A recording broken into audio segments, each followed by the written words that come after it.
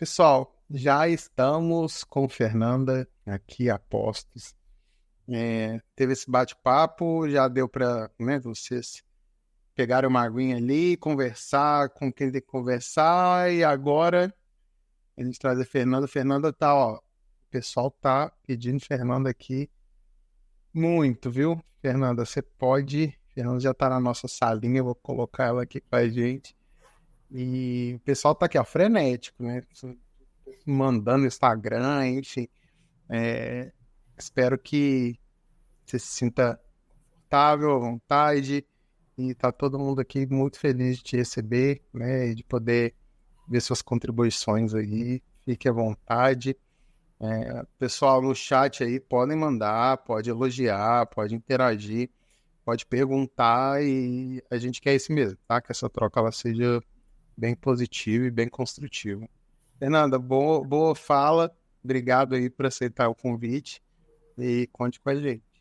Obrigada, Matheus. Me ouve bem? É a minha primeira vez nessa plataforma aqui, então quero ver como é que eu faço para compartilhar aqui a minha apresentação. Já vi que tem um chat privado e tem comentários. Se eu deixar no comentários, eu consigo ver o que o pessoal está escrevendo, é isso? Isso, chat privado, aí é só para você brigar comigo mesmo se alguma coisa der errado. Aí você continua lá.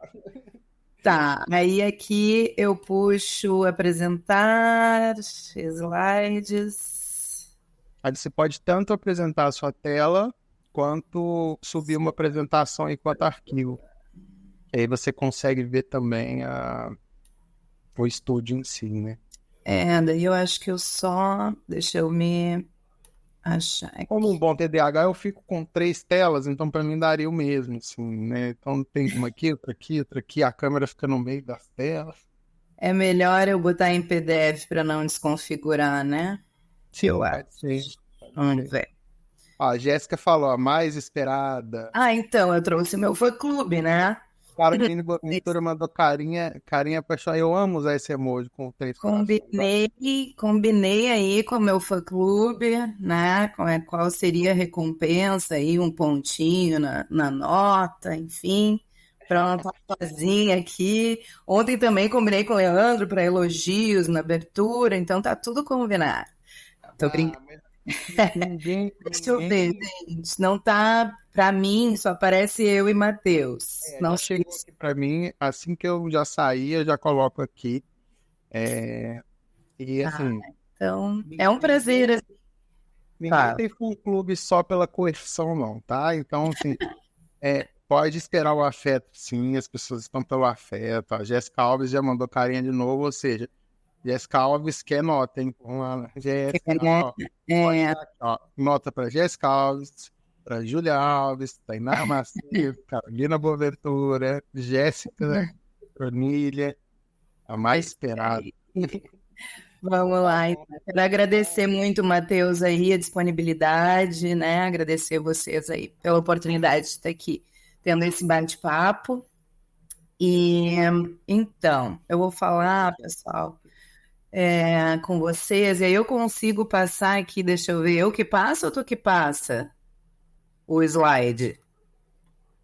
Ah, tá aqui, é eu, sou eu. Tá, me achei no negócio, vocês têm que entender que eu sou velha e tenho dificuldade com as tecnologias, né? Nada disso. Sim. Qualquer coisa eu tô aqui nos bastidores, é só me chamar, tá? Então tá, qualquer coisa eu peço socorro. Valeu. E também se cair conexão, alguma coisa, eu tô com o WhatsApp aqui do lado, não é. Eu entro aqui e fico balangando beijo, como diz aqui em Minas, é balangando beijo. Aí fico conversando aqui até voltar. Então tá, mineiro é isso, né? Sempre tem um papo gostoso. Mas, gente, como falar depois da Gabriele, né? Coisa linda, sobre tratamento com criança, é muito legal. Os materiais sempre são bem lindos, coloridos, atrativos, né? Então, eu vou conversar com você sobre psicoeducação, sobre essa estratégia, então, da TCC, da terapia cognitivo-comportamental, que é tão usada, provavelmente aqui todo mundo que atende paciente que se identifica com a abordagem da TCC já fez em algum nível psicoeducação, tá? Mas eu quero chamar a atenção nessa conversa com vocês para o potencial dessa estratégia, para o potencial da psicoeducação, tá? Então, eu vou falar para você sobre um protocolo de psicoeducação sobre depressão, ansiedade e estresse que a gente desenvolveu aqui na UFSC, no meu laboratório, então, no meu e da professora Carolina Menezes, Laboratório de Psicologia Cognitiva Básica e Aplicada, então sou professora na UFSC, Universidade Federal de Santa Catarina, e vou falar um pouquinho aqui do que me alimento, onde estou, né? Que é só para dar um pouquinho de vontade em vocês de vir para a ilha, né? Eu moro numa ilha, olha que maravilha, né? A gente pensava um dia eu quero morar numa ilha, era o que eu pensava quando lá em Porto Alegre, né? O sonho de todo gaúcho é morar em Florianópolis. E aí eu tive essa felicidade de passar no concurso e realizar esse sonho de vir morar em Florianópolis. É uma cidade linda, maravilhosa, qualidade de vida excelente. Então, do lado de cada ponte, né, é onde eu moro, é onde fica a Universidade Federal de Santa Catarina, onde foi desenvolvido este trabalho. Então, vou começar, gente, fazendo a minha declaração de conflito de interesses com essa apresentação, tá? Quando a gente vai nos eventos, né, um Brain, da vida, os eventos mais tem bastante psiquiatra, sempre tem conflito de interesses, né? Eu digo, nessa apresentação eu tenho conflito de interesses, que eu vou falar para você sobre este livro, né? Que foi lançado na semana passada, foi editado pela Ampla, então eu quero agradecer ao professor Leandro Malloy Diniz e a Ana Elisa, da Sapiens e Ampla, por terem acreditado nesse nosso projeto, né? Então, eu vou contar para vocês nessa fala como foi que nasceu a ideia de fazer esse manual, como ele foi desenvolvido e o que a gente já tem de resultados de aplicação dele, tá? Então, ele foi desenvolvido por mim, pela Gabriela Ultramária, Franciele Assunção e o Gabriel França, colegas psicólogos, 4 mestres que fizeram mestrado comigo aqui na UFSC. Então, espero que vocês gostem. O manual, o livro, ele traz... ele dá acesso à intervenção completa, né, a todos os slides, com comentário do que falar em cada slide, em cada sessão, e acesso ao material das tarefas de casa, tá? Então, se der tempo no final, vou mostrar uma das sessões para vocês, ok? Então, um pouquinho do projeto maior, assim, um pouquinho do que a gente faz no LPCOG, tá? Esse protocolo de psicoeducação, ele faz parte de um projeto maior das nossas pesquisas, tá? Que é um projeto de avaliar o efeito de protocolos de intervenções grupais em TCC, tá? Então, esse é o que envolveu o maior número de psicólogos, mestrandos na época, né? Que é o protocolo de psicoeducação sobre depressão, ansiedade e estresse. A gente tem um outro também que estamos em fase de finalização, que é um protocolo de controle do tabagismo, tratamento, né, para pessoas que querem parar de fumar. Adaptamos para a modalidade online, então a Emanuele, doutoranda, e a Gabriela Chaves, agora mestre, trabalharam nesse projeto. A Emanuele está finalizando aí o doutorado. A gente está com outro projeto também para avaliar um protocolo breve de TDAH para adultos. É um projeto em parceria com o professor Rode, com a Flavinha Wagner, lá do Hospital de Clínicas do PRODA.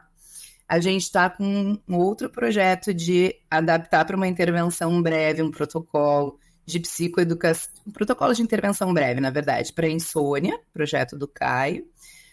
O projeto da Caroline também aplicar e avaliar, né, o efeito do protocolo transdiagnóstico. E com a nossa queridíssima professora Natália Dias, parceiríssima aí do Leandro também, a gente tem um projeto de articulação de intervenções TCC e neuropsi, né? Quais seriam os preditores neuropsicológicos aí de intervenções grupais em TCC. Então, um pouquinho para vocês entenderem esse projeto maior, né? A gente tem como meta ali no LPCOG, nas linhas 3 e 4, que são as minhas, a Carol, linha 1 e 2, trabalha mais com mindfulness. Então, eu trabalho com desenvolvimento, adaptações e avaliações de protocolos em TCC. E esse xodozinho agora, o protocolo de psicoeducação, ok? Então, qual vai ser o nosso roteiro aqui da conversa? Como que eu preparei e organizei aqui para para a gente falar sobre esse protocolo. Primeiro, falar sobre por que depressão, ansiedade e estresse, né? Por que a gente escolheu esses grupos de sintomas e como que a psicoeducação se encaixa nisso. A história, então, do desenvolvimento desse protocolo, resultados de aplicações que a gente já fez nesses últimos 2 anos. Até lançar, ele foi lançado semana passada, né? Até lançar, a gente precisava de evidências de que ele funcionava, né? Antes de dizer, comprem a nossa intervenção, a gente testou e a gente vai apresentar aqui, vou apresentar aqui para vocês os resultados disso e o potencial dessa intervenção em termos de implicações clínicas. Eu vou fechar falando um pouquinho de o que a gente pretende seguir agora em termos de protocolo de psicoeducação, em termos de investigação, como que a gente está ousando aí dar continuidade a esse protocolo, ok? Então vamos lá, né? Por que, gente, ansiedade, depressão e estresse? Como a gente sabe, eu sei que aqui tem pessoas que estão, ontem eu vi, né, algumas pessoas 4ª, 5ª fase do curso de psicologia, acho que é um público bem heterogêneo, né? Tem terapeutas, tem pós-graduandos, então, para contextualizar, né? A depressão e a ansiedade, os transtornos de humor e principalmente a depressão maior, junto com os transtornos de ansiedade, são os transtornos mentais mais prevalentes no mundo, né? E no mundo a prevalência de depressão é um pouco maior do que de ansiedade. No Brasil, a gente tem mais ansiedade do que depressão, mas também são números absurdos, assim, frequência muito elevada de pessoas que sofrem desses sintomas, que a gente considera num espectro, né? A gente considera desde função adaptativa dessas emoções, ansiedade, tristeza, preocupação. Existe uma função adaptativa nisso, nessas emoções, até o outro extremo, que é o que caracteriza o transtorno, que é uma elevada frequência, elevada intensidade, que gera algum nível de prejuízo para a pessoa ter estes sintomas. Então, a gente considera sempre nesse espectro, né? Quando a gente está ali na ponta da função adaptativa da emoção e alguns sintomas leves, né? A gente trabalha mais na prevenção de agravo desses sintomas, para que eles não virem um transtorno, para que eles não cheguem na outra ponta, né? Quando a gente já tem algum nível, né, moderado, grave, de sintomas que estão indo para a direção do transtorno, a gente vai trabalhar com promoção de saúde, tentar reduzir isso, ok? O estresse também, gente, definido pela Marilda Lippe como uma reação do nosso organismo, né? Frente a eventos estressores que requerem adaptações, né? Sai do meu equilíbrio, sai da minha acomodação. Então, requer alguma adaptação, mas o estresse acontece quando a nossa capacidade de autorregulação para essa adaptação exigida não é suficiente, tá? Isso tem acometido, então, essa dificuldade de autorregulação para se adaptar aos eventos estressores, tem acometido um número crescente de pessoas em todas as fases do desenvolvimento, crianças, adolescentes, adultos e idosos, né? A gente também percebeu um maior agravo disso durante e pós-pandemia, né? E junto dessas questões de estresse, não num estresse adaptativo, mas já num estresse crônico, em nível prejudicial, a gente percebe também muito associado problemas com o sono, alterações de sono, insônia, tá? Então, esses 3 grupos de sintomas, a gente escolheu por serem os mais prevalentes, por estarem, assim, na universidade, foram feitas algumas pesquisas, alguns levantamentos internos de sintomas entre universitários, e esses 3 grupos foram os mais prevalentes que estavam causando prejuízo. Então, por isso, escolhemos, né, esses 3. Além disso, em 2022, a Organização Mundial de Saúde recomendou para os países, de forma geral, implementação de ações focadas na saúde mental. Quem é psicólogo aqui sabe que a pandemia, apesar de todos os seus horrores e perdas e lutos e mortes, enfim, para a saúde mental foi um marco importante. As pessoas começaram a valorizar mais a saúde mental. As pessoas começaram a perceber que elas têm que cuidar da sua saúde mental. As pessoas começaram a perceber que psicólogo não é para louco, né? Que a gente precisa cuidar da nossa qualidade de vida, né? Que a gente pode evitar agravos. Então, a pandemia foi um marco, assim, de valorização da profissão do psicólogo e de as pessoas, né, um aumento, a gente percebeu um aumento de busca por tratamento. Daí a gente ficou pensando, será que esse aumento é porque as pessoas pioraram? Mas pode ser, mas esse aumento também é porque houve uma valorização maior aí de atenção na saúde mental. Então, essa recomendação da OMS foi importante, né?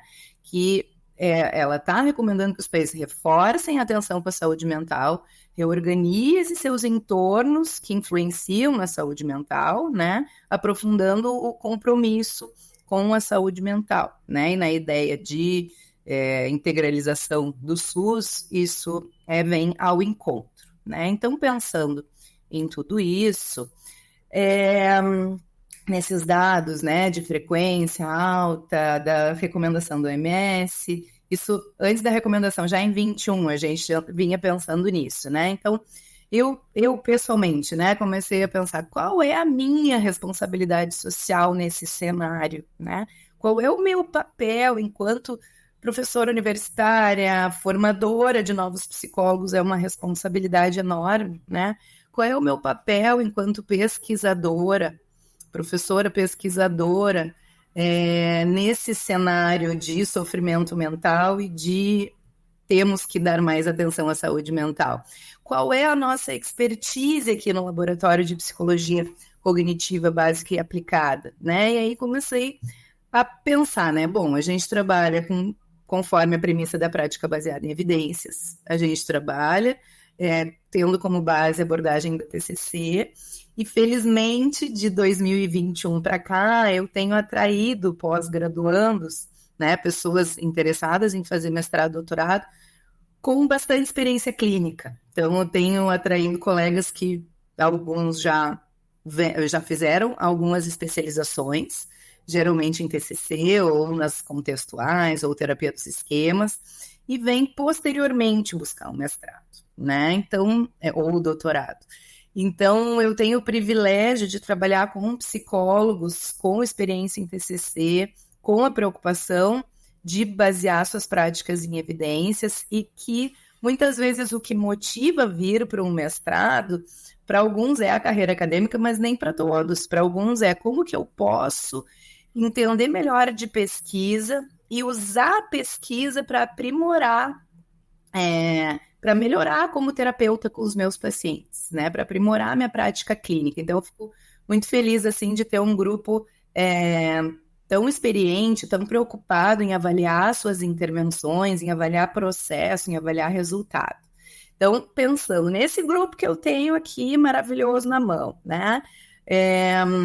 Como que a gente pode trabalhar com prevenção e promoção de saúde, que é o nome da nossa linha ali da pós-graduação, né? Prevenção e promoção de saúde na clínica e dentro do meu grupo em TCC, né? Como ajudar mais pessoas em menos tempo, como que a gente pode somar, aí fazer pesquisa aplicada, né? E cada vez mais oferecer intervenções que já evidenciaram algum resultado de eficácia e efetividade. E aí, o que todos nós tínhamos em comum, mesmo os terapeutas mais iniciantes, até os mais experientes que estavam integrando o meu laboratório, era a prática da psicoeducação, né? E eu sou uma fã da psicoeducação. Eu acho que ela tem um potencial muito maior do que é dado. Assim como eu falei para a Gabriela, a orientação de pais é algo assim que a gente precisa valorizar muito, às vezes as pessoas não valorizam, né? E aqui, como uma das estratégias da TCC, a psicoeducação precisa ser mais valorizada. Então, a psicoeducação é uma estratégia da TCC, ela não é uma técnica, ela é uma estratégia maior do que uma técnica de respiração, por exemplo, que poderia ser uma técnica, uma estratégia que visa ensinar conhecimentos psicológicos que são considerados relevantes para o paciente ou cliente, né? Entender o seu funcionamento, entender aquele grupo de sintomas que ele está trazendo, ou se tem já um transtorno instaurado, entender isso, né? E e aprender estratégias de enfrentamento desses sintomas para poder ter um funcionamento mais adaptativo, uma qualidade de vida melhor, né? Então, a psicoeducação tem demonstrado evidências de eficácia para diversos transtornos, principalmente depressão, ansiedade e estresse, tanto na modalidade online quanto presencial na literatura, tá? E aí a gente percebeu, fazendo uma revisão sistemática, que há controvérsias entre até onde é psicoeducação, o que as pessoas consideram no Brasil e fora uma intervenção em psicoeducação, tá? E aí a gente conseguiu ver dois polos, assim. Tem um grupo que entende a psicoeducação como, de forma mais simples, como assim, um conceito, tá? Depressão ansiedade que coloca em panfleto, né, estratégias de, geralmente o grupo controle, né, dos estudos experimentais, o panfleto, que não funciona, né, que a gente já sabe que não funciona, que é só uma informação, que é importante, mas está lá só o conceito. Isso seria uma forma muito, muito, muito simples de fazer psicoeducação, né? Colocar lá o conceito das coisas, para a pessoa saber qual a função adaptativa da ansiedade. Aí, né, uma frase, um desenho explicando. Mas a psicoeducação, da forma como a gente entende no LPCOG, ela é muito maior do que isso. Ela acontece não só no início do processo de psicoterapia, onde sim é mais voltado para entender os sintomas,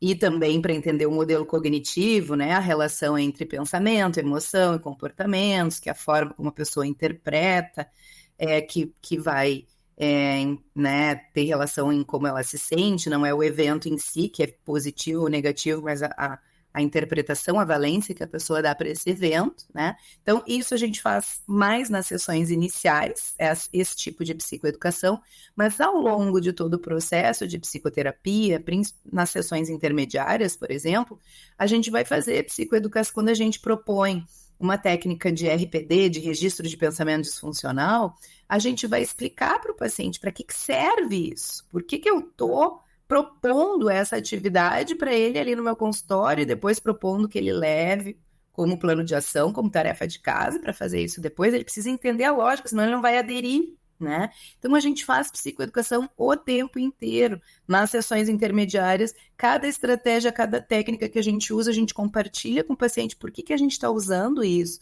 porque o nosso objetivo maior é que ele tenha autonomia, que na alta, e aí nas sessões finais a gente de novo vai fazer psicoeducação, a gente vai preparar para a alta, a gente vai evitar a recaída, a gente vai falar dos ganhos de psicoterapia e, de preferência, a gente vai dar um guia de preparação para a alta que foi construído ao longo do processo de psicoterapia, basicamente com psicoeducação, com as coisas que a gente trabalhou em psicoeducação durante o processo de psicoterapia, com exemplos do paciente, óbvio, né? Então vai ter lá RPD, né? Situação, emoção, pensamento, evidências que apoiam, evidências que não apoiam, de situações bastante relevantes que o paciente trouxe. Quando não há distorção cognitiva, a gente provavelmente vai ter usado com ele resolução de problemas, e aí vai ter lá no guia de alta psicoeducação sobre o que é a técnica de resolução de problemas, como fazer passo a passo, um exemplo dele, né? Treino de habilidades, né? O que é o treino de habilidades? Como fazer treino de habilidades? O que a gente treinou de habilidades durante a psicoterapia? Então, gente, a psicoeducação, ela acontece ao longo de todo o processo psicoterapêutico. E é essa psicoeducação que a gente está falando, tá? É essa que acontece em todos os momentos, compartilhando com o paciente o que a gente está entendendo do que ele nos trouxe, né? E ensinando ele as técnicas e estratégias que a gente está usando e com que objetivos a gente está usando isso. Bom, então, qual é a história desse protocolo? Como que ele nasceu? Então, a partir dessas reflexões, desse material humano lindo que a gente tem ali no LPCOG, né? E, obviamente, com a premissa da prática baseada em evidências, a gente seguiu passo a passo de, primeiro, fazer uma revisão sistemática, né, da literatura, para a gente ver qual era a melhor evidência disponível em pesquisa sobre psicoeducação e ansiedade, depressão e estresse em grupo na modalidade online, foi o recorte que a gente fez, né, usando a expertise clínica ali dos nossos terapeutas, e O terceiro, né, item ali do tripé é adaptar essa intervenção às necessidades e preferências do cliente. Então, para isso, para o protocolo piloto e para os dois outros estudos, eu vou apresentar 3 estudos, tá, de avaliação desse protocolo. Todos eles a gente partiu de um levantamento de necessidades que a gente fez junto aos universitários da UFSC, tá? Então, ali a gente perguntou, se a UFSC oferecer uma intervenção em grupo para falar sobre depressão, ansiedade e estresse, o que você gostaria de abordar, né? O que você gostaria de saber mais sobre ansiedade, depressão e estresse, né? Até os dias e horários que seriam mais fáceis para eles participarem, a gente colocou nesse levantamento de necessidades, né? Então, às vezes, eu sei que a Jana vai falar depois de prática baseada em evidências, a professora Janaína Barleta vai falar na parte ali do meio-dia, na parte da tarde, sobre a prática baseada em evidências em TCC, mas é isso, as pessoas, às vezes, a gente fez uma pesquisa junto com a Tamara Melnick sobre o que sabem os psicólogos brasileiros sobre prática baseada em evidência. A gente ficou bastante assustado, assim, né? Quem sabia tá submetido aí, esperamos que saia em breve esse artigo. A gente ficou um pouco assustado que foram poucos respondentes, tá? Cerca de 700 respondentes. Mas dos 700, cerca de 100 e poucos que responderam, que sabiam o que era, associavam, acho que só 30 e 34, parece que mencionaram o tripé. Os outros 100 e poucos que falaram, sei o que é PBE, falaram que é usar a melhor evidência disponível em pesquisa para guiar as intervenções. Não falaram da expertise clínica e nem de adaptar as intervenções às preferências do cliente. Esse último item, ele é tão importante ou mais do que os outros, porque a gente não pode pegar a pesquisa, né? Por exemplo, na nossa revisão sistemática, a gente pegou 17 estudos, só um brasileiro. Será que isso que foi eficaz numa realidade internacional serve para o nosso público, né? A TCC beckiana clássica, ela é, né, norte-americana. Então, às vezes, na disciplina, eu digo para o pessoal, gente, olha só, o paciente brasileiro, ele é diferente do paciente americano. O americano chega lá, ele quer ser objetivo, resolver, se precisar chorar, ele vai chorando no trecho para casa, mas ele não vai perder tempo da sessão chorando na sessão. O brasileiro, ele quer contar o relato da semana, ele quer contar o que o vizinho fez, né? Então, a gente vai puxando, mas a gente não consegue ser tão diretivo quanto diz no manual. Então, a gente não vai pegar o manual e aplicar tal qual, a gente vai adaptar essa intervenção testada para a realidade dos nossos participantes, do nosso público-alvo, tá? Então, é super, super, super importante esse último tripé, que é adaptar às necessidades do cliente, tá? E foi o que a gente buscou fazer no desenvolvimento do nosso manual. Aqui, gente, não sei se vocês vão enxergar, mas enfim. A revisão sistemática, então, o passo 1, né? Vamos lá, então vamos ver o que a literatura traz de formato de intervenções, número de psicoeducação, tá? Recorte psicoeducação. Como que se faz psicoeducação em grupo para ansiedade, depressão e estresse? Quantas sessões as pessoas usam para fazer esse tipo de intervenção? Qual o tempo de cada sessão? Que estratégias, que tipo de psicoeducação é essa? O que eles trabalham em psicoeducação nos estudos experimentais que tiveram algum resultado de melhora de sintomas, né, ao aplicar a intervenção. Então, a nossa pergunta de pesquisa, né, foi quais os efeitos de protocolos de psicoeducação sobre depressão, ansiedade e estresse aplicados em grupo na modalidade online. A gente só selecionou estudos experimentais, quase experimentais e do tipo pré-pós, alguns classificam como quase experimentais, né? E aí a gente partiu de 4.775 estudos, a gente usou bastante, buscou em bastante bases de dados. A gente terminou agora com esse próximo slide aqui, eu não enxergo, mas ali no 132 para etapa de textos completos, e no final a gente ficou com 17 estudos, tá, gente? Esses 17 estudos foram os que nos guiaram em termos de o que abordar como estratégia de psicoeducação. O nosso manual foi baseado no que a gente levantou desses 17 estudos, tá? Em termos de número de sessões, isso foi um dilema, tá, pessoal? Em termos de número de sessões, A revisão sistemática, nesses 17 estudos, tinha intervenções desde únicas, uma intervenção de um dia, meio que imersão, assim, de psicoeducação, e tinha intervenções de 12 sessões, tá? Por experiências de intervenções em grupo anteriores no meu laboratório, né, a gente via que quanto mais sessões, maior o abandono. Então, a nossa meta era ver o mínimo possível de sessões, né, que estava... Claro, uma, em termos de imersão, a gente achou pouco para trabalhar os 3 grupos de sintomas, né? A média desses 17 estudos de número de sessões era 6, tá? Tinha de 3, tinha de 4, tinha de 6, mas tinha de 10, 12, tá? Então, a média deu 6. E aí, nós decidimos, por nossa conta e risco, fazer 4. Tá? Nós decidimos fazer 4 sessões, tentando assim, vamos testar um piloto, vamos fazer essa intervenção de 4 sessões e vamos fazer um piloto para ver como que, né, como que se comporta, porque daqui a pouco se a gente consegue um efeito, o mesmo efeito que alguém conseguiu com 10, 12, se a gente conseguir com 4, meu Deus, isso é muita otimização de tempo e também evitar abandono da intervenção. Então, a gente adaptou um pouco, a partir do que a literatura nos trouxe, a gente também viu qual é a nossa realidade aqui, qual é a experiência que a gente já tem.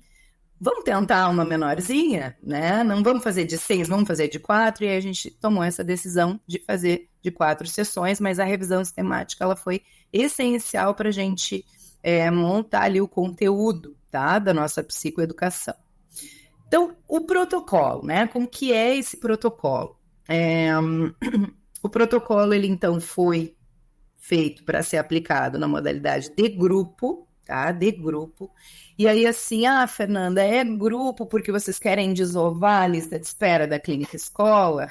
A gente tem, né, óbvio, um serviço escola de psicologia aqui na UFSC, e sim, tem lista de espera, né? E sim, é importante que a gente comece a praticar, a gente tem uma disciplina de grupos no currículo, tá? De graduação, eu imagino que quem está na graduação aqui deve ter no máximo uma disciplina de intervenções grupais, né, na sua graduação, que é uma pena, porque a gente acaba não sendo estimulado a fazer esse tipo de modalidade. Né? Mas, para além de desovar a lista, né, de otimizar tempo, porque vai ser um terapeuta, vai ser um coterapeuta e vai ser 1 ou 2 observadores. Então, com 4 pessoas da equipe, tu consegue atingir 15, 20 pessoas naquelas 2 horas, né? Então, para além disso, gente, as intervenções grupais, elas têm um potencial muito grande em função da identificação por pares, da troca que acontece entre eles. Porque por mais que a gente tente ser horizontal, que a gente tente ter uma linguagem super acessível, a gente está ali como terapeuta, né? E eles ali com os pares, eles conseguem, né, ter uma identificação diferente do que eles têm com a equipe. Então, ouvir do colega dizer, eu também senti isso, eu fiz essa estratégia, deu super certo para mim, o que tu acha de tentar? Isso é um potencial das intervenções grupais enorme, né? A Bia Neufeld fala no evento que ela fez do LAPIC esse ano, né, sobre intervenções grupais, que foi excelente. Ela fala disso, gente, não é só... ela diz, é um efeito colateral eliminar ou reduzir as listas de espera. O principal objetivo tem que ser porque funciona, intervenções em grupo funcionam, né?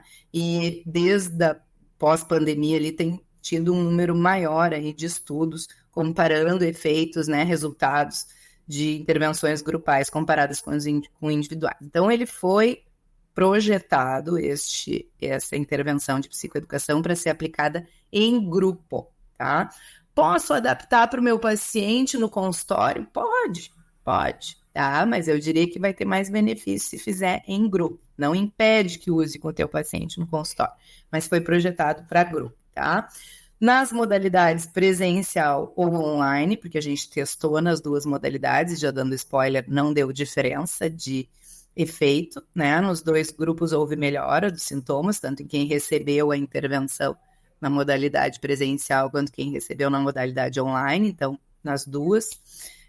O público-alvo, então, é para adultos, tá? Pessoas com 18 anos ou mais. Os resultados que eu vou trazer para vocês aqui foi de aplicação com universitários, mas a gente já está com pesquisas em andamento com outros públicos que não universitários, tá? Número de participantes, gente. Fernando, está incentivando o grupo. Grupo de quantos? Gente, mínimo 5, tá? Para ter esse efeito que a gente quer aí de troca entre eles, de identificação, né? De experiências. E máximo 25. O nosso teve um grupo com 22, eu acho. Aí vocês vão dizer, nossa, mas a literatura diz que intervenções grupais é até 15, né? Mas intervenções puramente de psicoeducação, né? Que tem um caráter educativo, podemos fazer com um pouquinho mais de pessoas, tá? Podemos fazer com um número um pouquinho maior. A gente tem que ver, eu diria para vocês que o número ideal aí é 15, tá? 15, 18, foi bem tranquilo de trabalhar. Mais de 20 já exige uma equipe de retaguarda maior. Por quê? Porque o nosso protocolo, ele propõe planos de ação, tarefas de casa, tá? Para os participantes fazerem entre uma sessão e outra. E a gente precisa daí de equipe para dar um feedback dessas tarefas de casa, senão, obviamente, eles não vão fazer.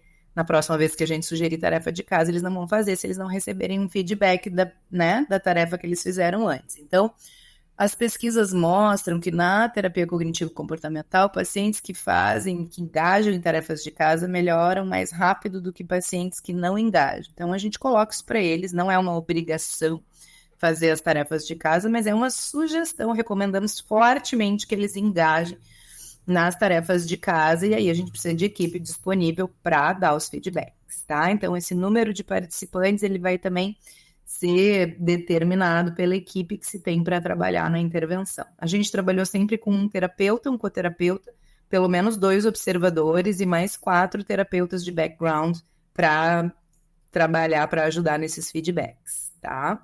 Tempo de sessão, gente, 1h30, tá? 1h30 tem funcionado super.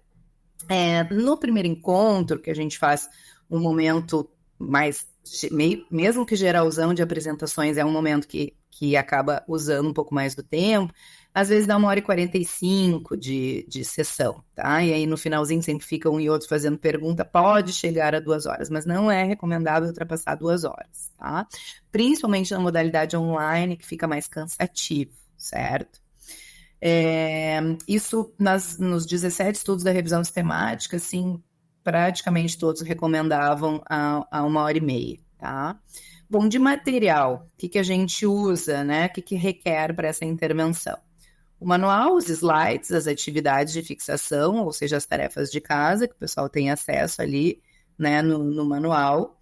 Na modalidade presencial, a gente recomenda que o espaço físico, a gente tenha possibilidade de distribuir os participantes num formato de semicírculo, assim, para que todos possam se enxergar, e na modalidade online a gente pede, né, que mantenham as câmeras abertas aí na medida do possível. Número de sessões, então, ficou 4 sessões, como a gente planejou, tá? Então, o que a gente faz em cada sessão? Depois, se sobrar um pouquinho de tempo no final, eu vejo se eu consigo mostrar a sessão 1 na íntegra para vocês, ali com os slides do Canva, com a animaçãozinha que a gente tem.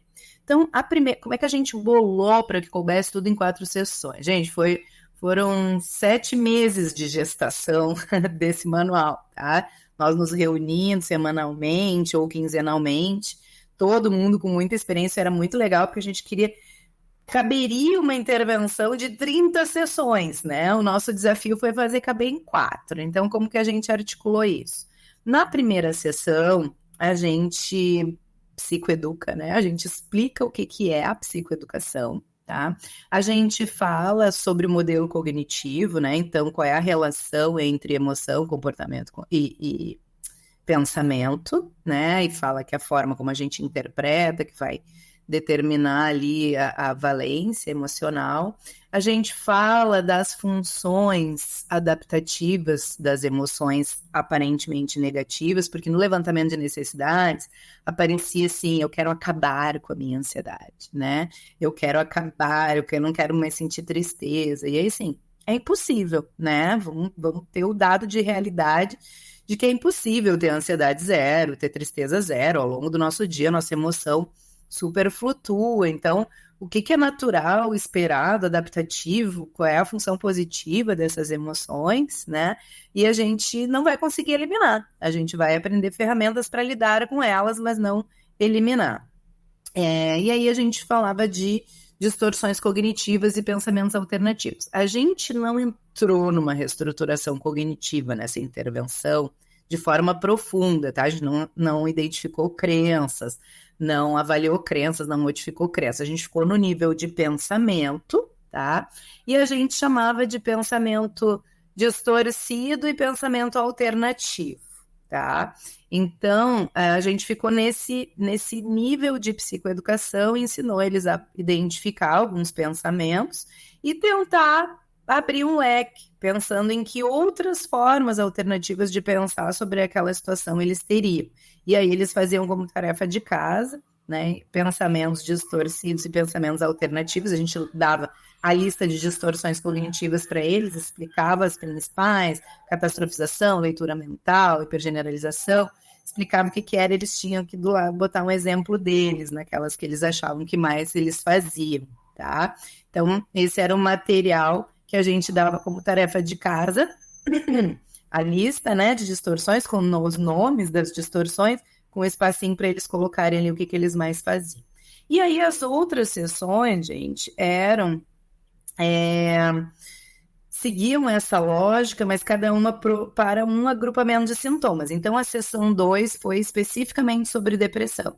O modelo cognitivo da depressão, né, os sintomas comuns da depressão, assim, a gente não pegava o DSM, a critérios diagnósticos, mas a gente, né, trazia para eles quais eram os sintomas e para eles ficarem atentos ao espectro, né, de uma tristeza normal, adaptativa, até necessária para a pessoa se, né, parar um pouquinho, ficar mais reclusa, entender por que aquilo estava acontecendo e seguir em frente, para sintomas mais graves de depressão, que daí a gente encaminhava para um atendimento individual, já quando identificava, tá? A gente fazia uma avaliação pré e pós, que eu já vou falar, mas aqui era a sessão específica sobre depressão e estratégias para lidar com sintomas de depressão. Basicamente, a torta de atribuição de responsabilidades, a ativação comportamental, resolução de problemas, cartão de enfrentamento e trabalhando um pouco com flexibilização cognitiva.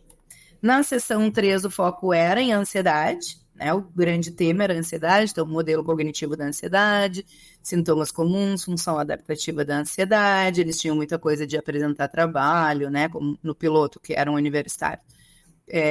Ansiedade de desempenho, né? Em situações avaliativas, e a gente trazia o quanto tinha uma função adaptativa nisso, de programar, de planejar, de estudar, de treinar para fazer a sua apresentação, mas o quanto, se começasse a usar muita esquiva, né, não consigo ir lá no dia apresentar, isso era prejudicial. Então, que estratégias eles poderiam usar para enfrentar isso, né? Então, respiração e relaxamento, distração, descatastrofização, também sempre pensamentos distorcidos e pensamentos alternativos, né? E preocupações produtivas e improdutivas. E na sessão 4 a gente falou de estresse, então definição de estresse, estratégias para lidar com estresse, a gente falou de alterações de sono, principalmente insônia, e a gente falou de perfeccionismo aqui, que são itens bastante relacionados ao estresse. Nessa última sessão a gente fazia uma verificação de aprendizagem, então eram 10 questões, bem para ver, já que é uma intervenção de psicoeducação, o que eles aprenderam sobre isso, né, que a gente entende que provavelmente vão usar na vida depois de acabar a intervenção, né, e uma verificação de feedback do que eles acharam da intervenção, o que eles sugeriam para os próximos passos. Bom, então esse era o protocolo.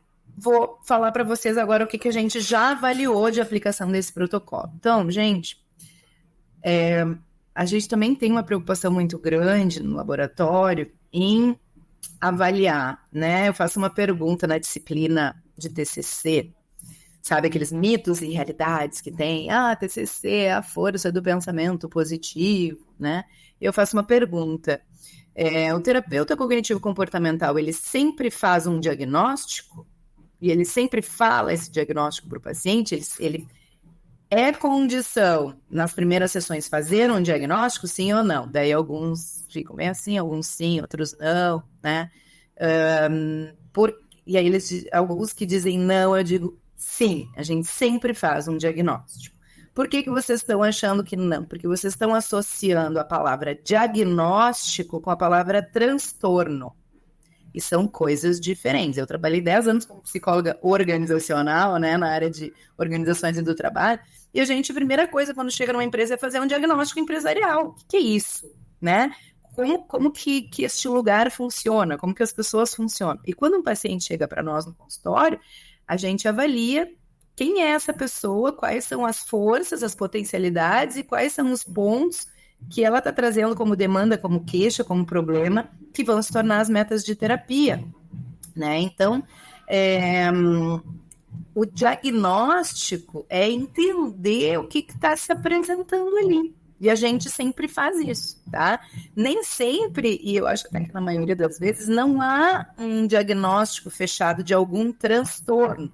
Tá? São problemas, são sintomas, mas nem sempre fecha para um transtorno, mas um diagnóstico do que está se apresentando ali é importante. Então, sempre avaliar no início ou antes da intervenção, avaliar o processo da intervenção, então no meio e ao longo, por isso uma das estratégias, um dos passos da estrutura da sessão em TCC é avaliar humor, né? Medir o humor, então esse pode ser um dos indicadores de avaliação de processo.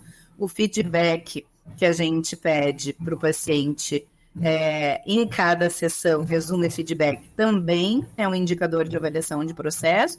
E escalas, instrumentos, testes psicológicos, a gente tem uma abundância de recursos aí para a gente usar, ok? Então, o que a gente usou para avaliar o efeito deste protocolo? A gente queria ver o efeito deste protocolo na redução dos sintomas de ansiedade, depressão e estresse, tá? A gente usou, então, um questionário sociodemográfico e de saúde. A gente não eliminou, tá, pessoal, pessoas que tinham, que referiram ter um diagnóstico, a gente só controlou essa variável, porque, às vezes, é o dilema da pesquisa versus vida real, né, gente? Se a gente começa a controlar muito, a gente tem que controlar, mas se a gente começa a usar como critérios de exclusão muitas coisas, a gente fica com pouca validade ecológica.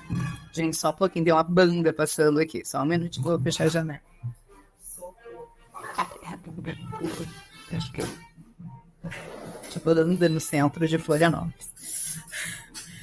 Bem no horário da apresentação, é claro, né?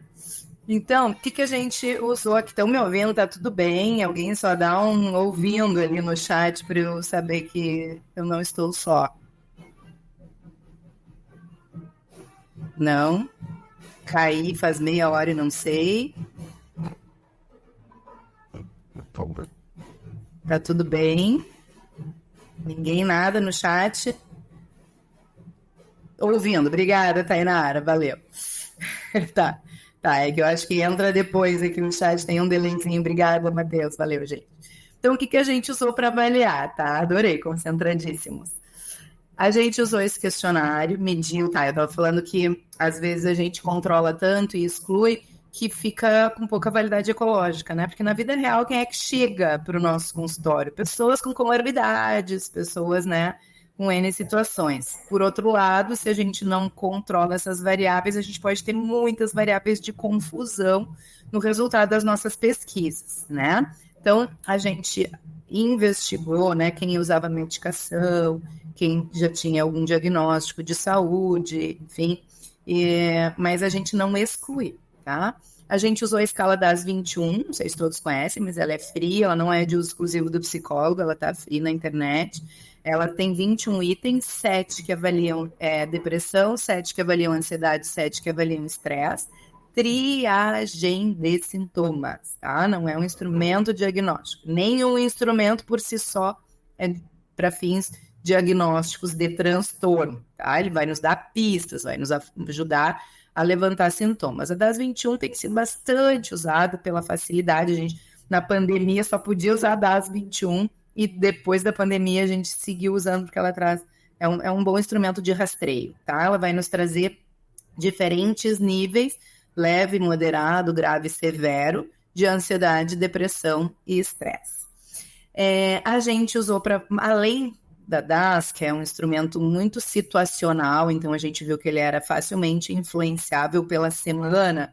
E aí, com o universitário, vocês sabem, né? O mês do semestre, a semana de provas faz muita diferença. Então, a gente usou também outras 2 medidas, uma específica de ansiedade, uma específica de depressão, para tentar pegar um pouco mais do que só a última semana, tá? Então, num dos estudos que foi o piloto, a gente usou a escala de avaliação de depressão de Hamilton, tá? D para depressão. Mas a gente viu no piloto, essa escala ela não foi bem avaliada pelos participantes. Eles acharam ruim de responder, eles acharam vários itens confusos. Então, depois do piloto, a gente começou a usar a BDI, Inventário de Depressão do Beck. Tá? E para a ansiedade, a gente seguiu usando a Hamilton, que ela foi bem avaliada pelos participantes e tem aí bastante padrão ouro para avaliar a ansiedade na literatura e apareceu nos 17 estudos ali da psicoeducação. Então, gente, o estudo 1, tá? Todos os estudos que eu vou apresentar aqui usaram esses instrumentos de avaliação pré-pós, tá? Na verdade, essa linha do tempo aqui, né, ajuda porque a DAS a gente aplicou em 3 tempos. Como a gente tem muita dificuldade em psicologia de fazer ensaios clínicos randomizados, de ter grupo controle, tinha toda também uma solicitação, e aí que entra a nossa responsabilidade social também, para além de pesquisador, né, gente? Tinha uma carência muito grande na universidade de intervenções em saúde mental para os universitários. E aí fazer grupo controle é deixar aquelas pessoas esperando ainda mais um tempo, então a gente optou por esse desenho, né, de avaliação de 3 tempos, em que o próprio participante é o controle dele mesmo, né? Mas aí a gente, como na época a BDI não estava, BDI é de uso exclusivo do psicólogo, lá no SATEPS, ele não estava favorável ainda para a aplicação online, a gente fez presencial essa avaliação, tá? Então as pessoas tinham que ir até o laboratório para responder os instrumentos. A DAS, eles responderam a primeira vez no levantamento, junto com o que eles gostariam de saber sobre ansiedade, depressão e estresse, eles respondiam a DAS na etapa do levantamento. Então, respondiam a DAS. No pré-teste, que era no mínimo 30 dias entre o levantamento e o pré-teste, teve um tempo de pelo menos 30 dias. Então, no pré-teste, as pessoas responderam de novo a DAS, e aí responderam o específico de ansiedade, específico de depressão, fizeram uma entrevista breve só para ver se tinham, né, indicação de participar de intervenção em grupo. Casos muito graves a gente já encaminhou para o serviço escola, já fez um acolhimento imediato. Aí a outra etapa era a aplicação da intervenção, então os 4 encontros semanais, então toda a intervenção durou 1 mês.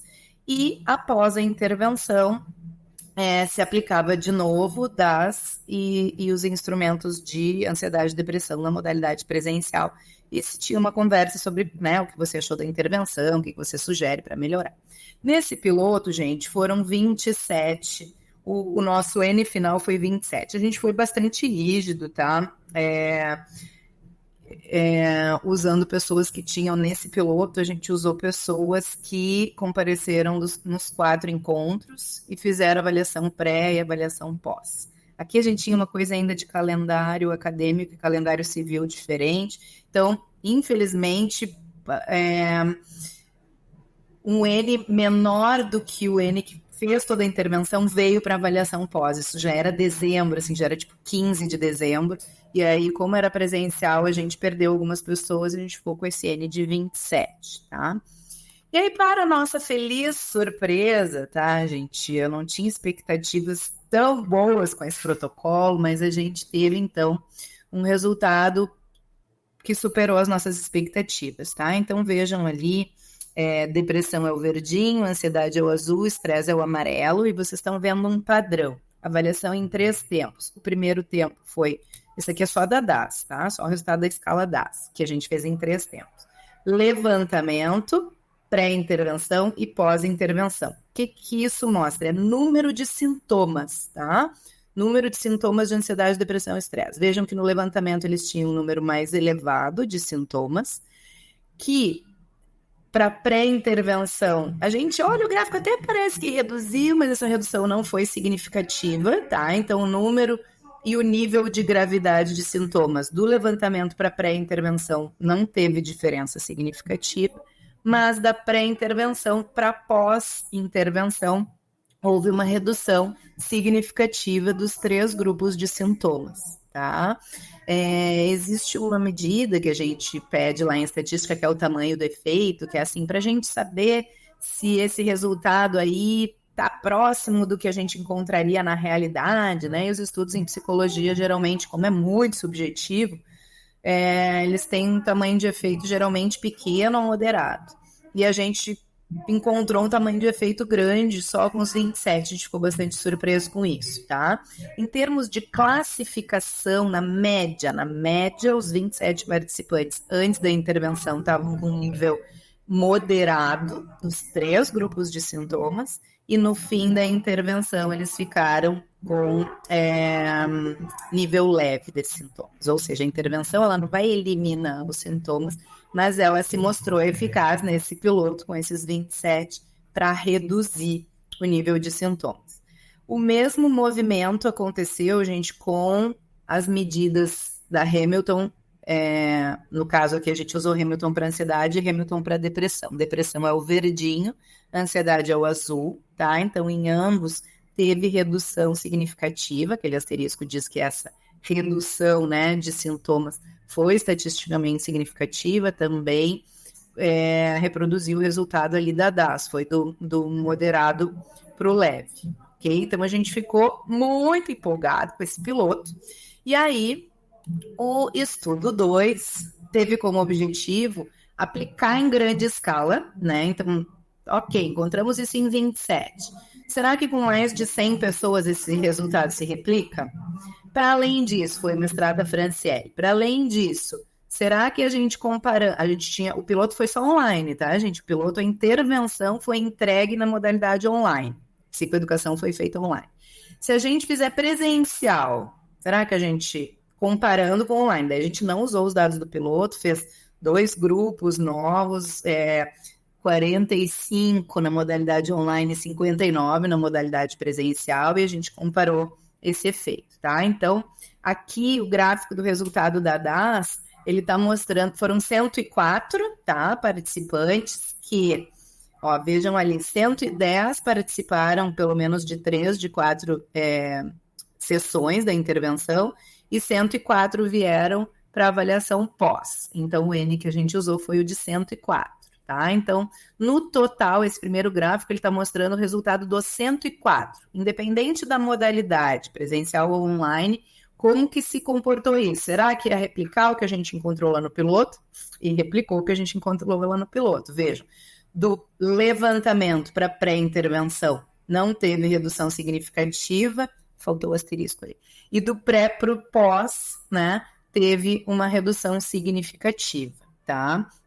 Também nesta medida do DAS com tamanho de efeito grande, ok? Quando a gente olha um gráfico, tá, pessoal, mesmo que pareça que nem ali no azulzinho, né, parece que está reduzindo, mas não foi uma redução significativa do levantamento para pré-intervenção, tá? A gente queria ver se a simples passagem do tempo tinha algum efeito aqui. E aí, para comparação, né, da redução no online e no presencial, a gente não achou diferença. Esse é o próximo, peraí, volta aqui. Aqui ainda é os 104 nas outras medidas, medido pelo BDI-2, que daí a gente mudou em relação a Hamilton de depressão, a gente escolheu o BDI-2 e a gente manteve Hamilton de ansiedade. Vejam ali no gráfico, né? Aqui é só pré-pós, tá? A gente, BDI e Hamilton a gente não aplicou no levantamento. Houve uma diferença significativa, vejam o Pzinho ali, né? O P na tabela ali, o valor do P menor que 0,05, tá? Só que daí o D de Cohen, que é a medida que nos diz o tamanho de efeito, nos mostrou um tamanho de efeito moderado, tá? Que não foi tamanho de efeito grande, foi tamanho de efeito moderado. É bom, não é o melhor, é o grande, mas conseguimos um tamanho de efeito moderado. E houve Na depressão, redução de classificação da média de moderado para leve.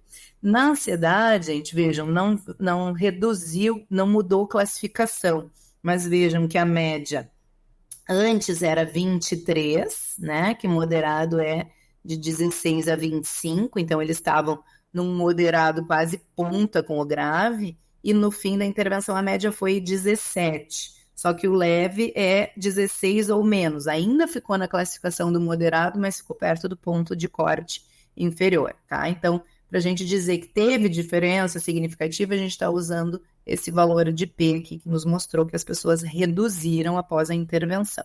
E aqui, gente, só para vocês verem, o azulzinho é a modalidade online, o vermelhinho é a modalidade presencial. Vejam como foi muito, muito parecido, né? O número de sintomas, né? Tanto na modalidade presencial quanto online, antes da intervenção, ambos reduzindo, né? Na BDI, né?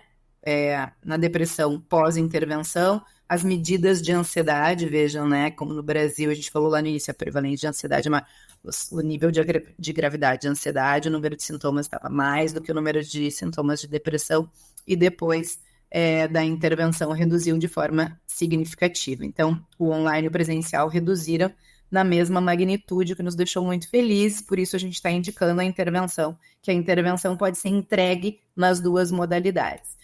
E por fim, gente, o terceiro estudo, que foi o do Gabriel, o Gabriel tem, né, mais pacientes com sintomas de depressão, ele quis focar especificamente na depressão, e aí foi muito interessante que ele quis avaliar se pessoas com diferentes níveis de gravidade de depressão se beneficiariam dessa intervenção. Porque vamos pensar, né, uma intervenção em psicoeducação, é uma intervenção de baixa intensidade, né, embora a gente tenha trabalhado pensamentos distorcidos, pensamentos alternativos, a gente não fez uma reestruturação cognitiva ali profunda com os participantes. Então, qual era a nossa hipótese aqui, gente?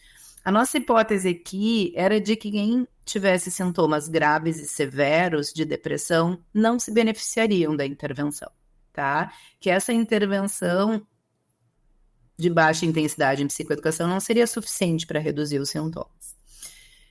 E aí, qual não foi nossa surpresa, tá? Que houve uma redução, sim, tá? Então, aqui vocês estão vendo, grupo 1 era o grupo leve, com sintomas leves e moderados, e grupo 2 era com sintomas graves e severos, tá? Então, aqui, o que é importante, né? Não precisa interpretar ali o valor de F, nem nada, é só assim. Houve diferença, vejam só, no grupo 1, tá? A média de sintomas de depressão, 15 no levantamento, 15, alguma coisa no levantamento, 10 na pré-intervenção e 6 na pós-intervenção. O que aconteceu com o grupo leve? O grupo leve já teve uma redução significativa entre o momento do levantamento e o momento da intervenção. A simples passagem do tempo, lembrem do Isaac, a simples passagem do tempo já foi suficiente para eles mostrarem uma redução significativa aqui, tá? São 35 pessoas, tá? No grupo leve. Então, a gente entendeu isso como um efeito intention to treatment, sabe? Assim, só em ter a intenção em saber que vai ter uma intervenção e ter uma intenção parece ter tido um impacto para a redução dos sintomas no grupo leve, tá? E da mesma forma, do pré para o pós-intervenção, teve redução dos sintomas também. Já o grupo grave, vejam, 29,9 a média dos sintomas, na pré-intervenção 28,83, então essa diferença não foi significativa, a simples passagem do tempo não teve efeito de redução de sintomas no grupo grave, mas após a intervenção, eles foram para 20,67, então teve uma redução aqui, tá?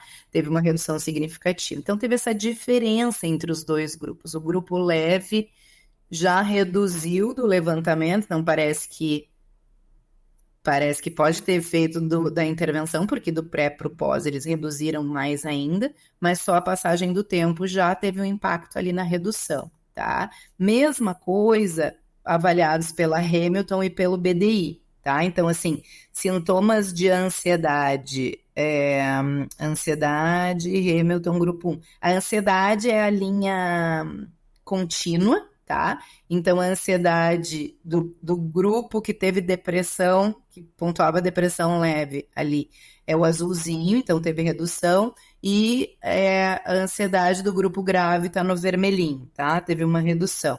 Aqui, e o pontilhado são os sintomas de depressão. Vejam como teve, parece que a gente desenhou esse gráfico aqui, né? Vejam como teve uma linearidade, assim, como eles foram muito similares, tá? Então, tanto para os sintomas de depressão quanto para os sintomas de ansiedade,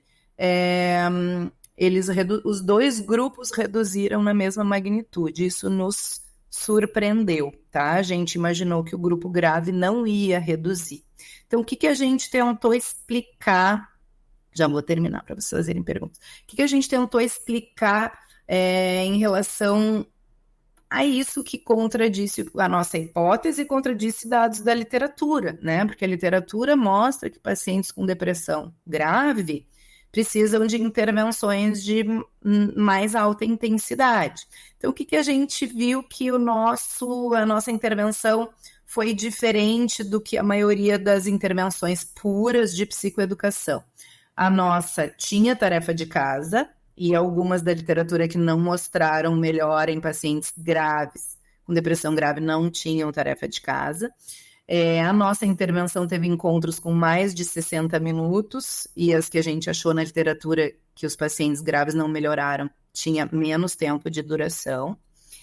E o tipo de psicoeducação, que é o que eu estou chamando de uma psicoeducação completa e interativa, com prática, do que uma psicoeducação puramente informativa ali com os conceitos, tá? É o que a gente entendeu que pode ter influenciado para que os pacientes graves tenham reduzido também os sintomas. É suficiente essa intervenção para os pacientes graves? Não, houve uma redução, mas eles saíram de uma média grave para moderada, eles ainda estão sofrendo, eles precisam de outras, mas já foi um início, né? Já foi um passo aí em direção à melhora, tá? Então, em termos de implicações clínicas, gente, o que nós pensamos aí a partir dessa, né, de todo esse trabalho, de toda essa história aí do protocolo? Primeiro, ressaltar o potencial dessa intervenção em psicoeducação, que é uma intervenção facilmente treinável para terapeutas TCC, tá? Quem tem especialização em TCC clássica beckiana, pega o manual e sai sozinho aplicando, né? Acho que só terapeutas TCC mais iniciantes que precisariam de um treinamento, digamos assim, da equipe para poder aplicar, porque o manual está muito autoexplicativo, né? Então, o potencial dessa intervenção foi algo que a gente já acreditava e aí a gente testou e, inclusive, se surpreendeu positivamente com os resultados. É uma estratégia útil e de baixo custo, né? A gente pode usá-la tanto para prevenção de agravos como para promoção de saúde. Então, quem já tem agravo, reduzir esse nível de gravidade, tá? A gente quer ressaltar também com isso o potencial das intervenções em grupo, que é o que eu falei lá no início. O online que veio para ficar, né, gente? Alunos meus, assim, pós-pandemia, tá todo mundo só atendendo online. Às vezes me pedem, quem que tu indica aí em Floripa, TCC, para atender presencial? Eu digo, gente, quem? Quem que tá atendendo presencial? Quase ninguém mais. Então, online que veio para ficar, então é importante a gente, no Brasil, testar, né, se as intervenções online presenciais estão tendo o mesmo efeito. E os desafios, gente, que a gente teve aqui bastante, tá? Abandono, mesmo só 4 sessões, a gente teve abandono.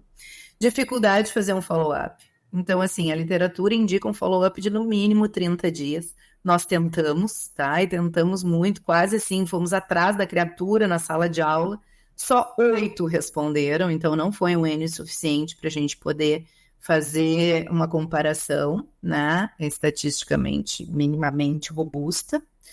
E o indicado seria ter grupo controle, né? Quando não é possível fazer grupo controle, poder fazer essas medidas que investigam a simples passagem do tempo já ajuda a ficar um pouquinho mais robusto, assim, em termos de realmente esse resultado é isso, né? Devido à intervenção, sempre vai ter viés, né? Mas minimiza um pouco esse viés.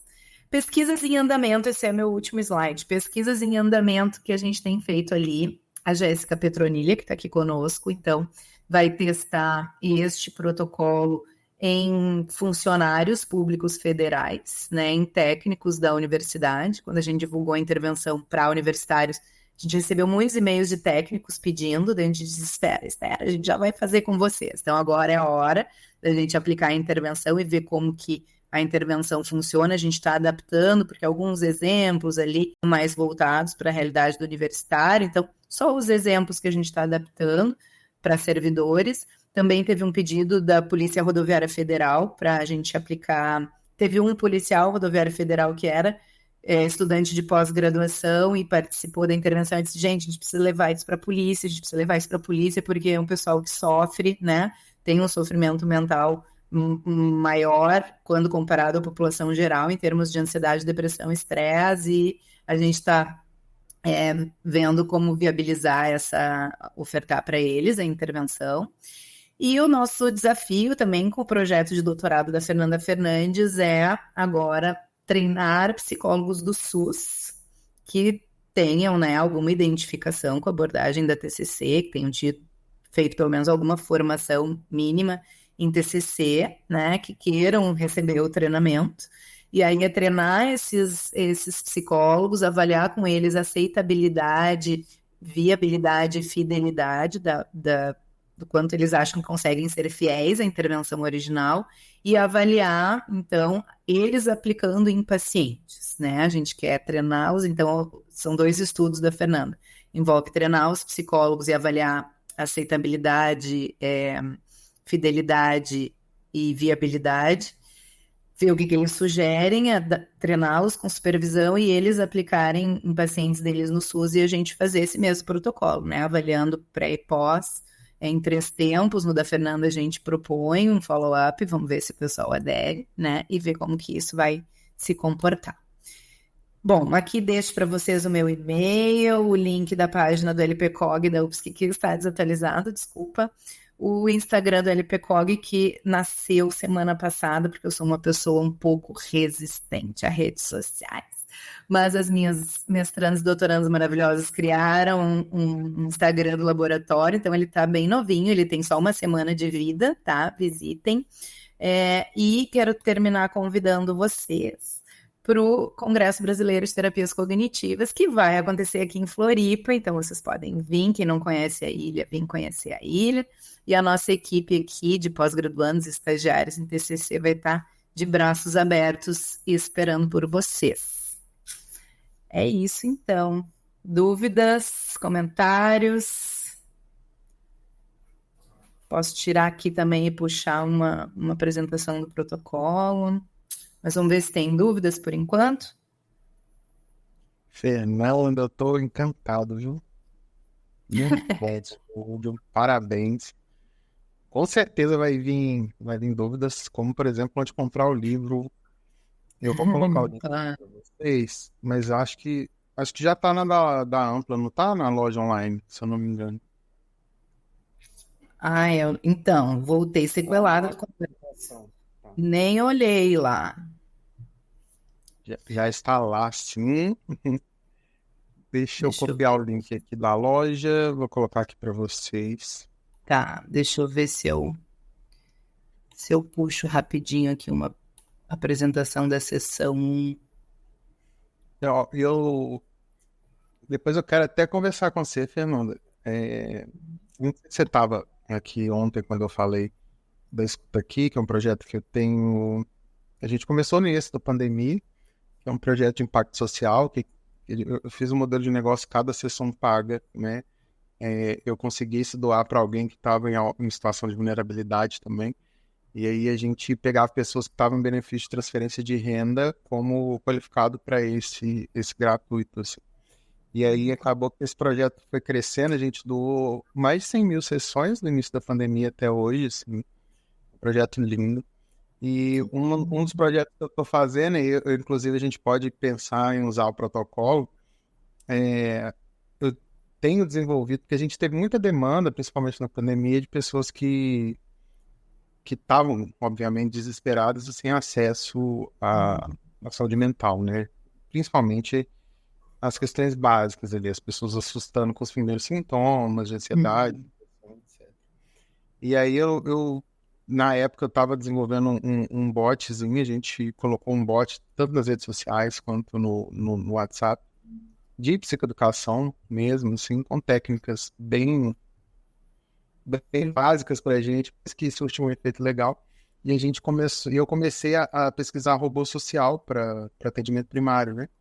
Então, assim, chegava no povo, tava com dor no peito, não era nada cardíaco, como que a gente poderia colocar um robô social, né? Então, a gente tem até possibilidades para isso, assim, depois eu vou até te chamar. O Leandro quer me convencer a fazer o mestrado e o doutorado, né? Mas como eu não corporativo, eu falo, não tem tempo que eu não estudo. Ele fica tentando me convencer. Mas gostei muito da sua apresentação, muito incrível, assim. Legal. Eu recebi, já que eu nem consegui responder ainda, que eu digo eu tô sequelada, porque a gente chegou do congresso de CBTC, daí quem trabalha em universidade pública que está acompanhando questões de greve e tal, os professores não, mas os técnicos sim, então a gente está se virando nos 30 ali. Não deu tempo nem de responder, mas tem 13 e-mails já que eu vi de pessoas que viram no congresso a apresentação e que estão pedindo treinamento. Então, eu estou vendo aí como é que a gente vai viabilizar um treinamento online aí para aplicação do protocolo. Deixa eu mostrar rapidinho, gente, para vocês. Se precisar disso. Legal, vamos conversar. Ó, pessoal, se tiverem perguntas, vão jogando aí, tá? Eu tô um pouquinho preocupada com o tempo, mas só para mostrar para vocês o layout, tá? Dos slides. No livro tem o capítulo 6, cada slide e um comentário embaixo sobre o que falar naquele slide. Mas também tem um QR Code para acessar, baixar o slide em PDF, tá? Que é o que eu estou apresentando aqui para vocês. Então, a gente começa ali, né, fazendo um pacto grupal, contrato ali, né, de sigilo, enfim. Aí a gente fala dos temas dos 4 encontros. Essa aqui é a primeira sessão, tá? Daí a gente sempre tem a agenda do dia, né? O que a gente vai falar hoje, o que vamos abordar nesse encontro de 1h30. Aí, né, vem a proposta, que é um grupo de psicoeducação sobre ansiedade, depressão e estresse. O objetivo desse encontro, compreender a psicoeducação, entender a relação entre pensamento, emoção e comportamento. Aí vem a definição. Aí vem, né, o princípio básico aqui do modelo cognitivo, né? Não são os fatos em si, mas sim a interpretação. A gente debate um pouquinho isso com eles. A gente apresenta um modelo cognitivo de diferentes formas e vai trazendo alguns exemplos, né? O que é uma cognição, o que é um pensamento. Não, comigo nada dá certo, né? Eu não deveria ter feito isso. O que são as emoções? E aqui já a parte adaptativa das emoções, né? Então, aqui a gente traz a definição e já traz, né? Porque o medo nos leva a buscar integridade física e proteção, então ele é adaptativo, né?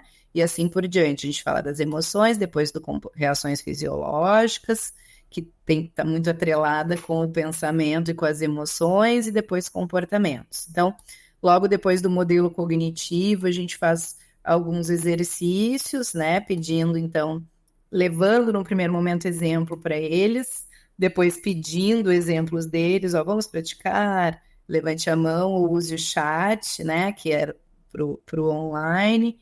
Então, vamos trabalhando um pouquinho algumas situações que eles trazem, né, mostrando essa relação. Daí a gente traz o conceito de pensamentos distorcidos. A gente usa essa nomenclatura para ficar mais fácil para eles, traz ali as principais distorções cognitivas, né? Em vez de falar de distorções cognitivas, a gente chama de pensamentos distorcidos e pensamentos alternativos. Aí a gente traz, né, o mais comum, leitura mental, exemplos de leitura mental, catastrofização, exemplos de catastrofização, como que a gente busca, né, pensar fora da caixinha, né, pensar em alternativas para esse padrão, porque a gente já falou que usa uma lente, enxerga o mundo através desse óculos, como que a gente pode tirar o óculos e ampliar a nossa visão, que seria buscar pensamentos alternativos, né? Então, para essa situação, né? O namorado se atrasa para chegar em casa, ele deve estar me traindo. O que poderia ter de pensamento alternativo, né? Além da possibilidade de estar te traindo, teria algum outro motivo para se atrasar? Daí a gente espera que venha deles, né? Mas se não vem deles, trânsito, excesso de trabalho, parou para conversar com alguém, enfim, ampliar esse leque. E aí um exercício, né, para situação, pensamento, emoção, o pensamento alternativo e a nova emoção, a gente ensina para eles medirem, né, quanto que eles acreditam e quão forte é esse pensamento, essa emoção, exame de evidências, como é que a gente faz, e aí tarefa de casa, né? Vai ser enviado para eles por e-mail e por WhatsApp, para que eles identifiquem que tipo de distorções eles fazem e para que eles preencham o pensamento alternativo. Então, aqui um exemplo, né? Nunca vou aprender esse conteúdo, seria o pensamento distorcido. Qual seria um alternativo? Eu não tenho facilidade nessa matéria, mas posso conseguir aprender esse conteúdo e me dedicar a isso, ou pedir suporte para algum colega. A lista, então assim vai o exercício para eles, vai o nome da distorção, uma explicação do que é a distorção e um espaço para eles preencherem com um exemplo deles, e aí eles recebem feedback individual. Aqui vai o exemplo, né, da tarefa de casa do pensamento alternativo. E aí a gente pede resumo, né, faz um resumo e pede feedback do encontro. Acho que aqui encerramos. Aqui encerramos o primeiro. E assim vai sucessivamente o de depressão, de ansiedade, o de estresse. E é isso, gente, aqui um modelinho do que vocês podem encontrar lá. Fico à disposição também para contato. Às vezes eu demoro um pouquinho para responder e-mail, mas eu sempre respondo. Nunca deixo ninguém no vácuo. Vou te falar o que eu falo para todo cliente meu, que eu cuido da estratégia de marketing, assim, essa questão da rede social, né? Esse receio dos acadêmicos de terem essa comunicação. Só que a gente precisa muito disso, Fernanda, porque enquanto um acadêmico está inseguro de comunicar na rede social, tem alguém que foi para uma fazenda, fez um curso de 3 dias, virou coach quântico de não sei das onde, e está fazendo a psiquificação, né?